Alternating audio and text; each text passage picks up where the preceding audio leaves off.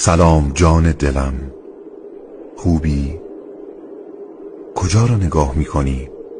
آسمان را؟ آسمان که تویی، جهان که تویی، هستی که تویی، از من و در من که تویی. کنار دستت را نگاه کن جانم، ببین که خیره نگاهت می‌کنم. مگر دنبال نشانه نبودی؟ مگر نمی گفتی که راه را نشانم بده؟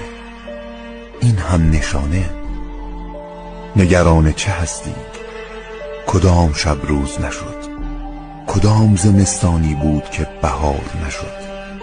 چه کسی گفته که من رهایت کردم؟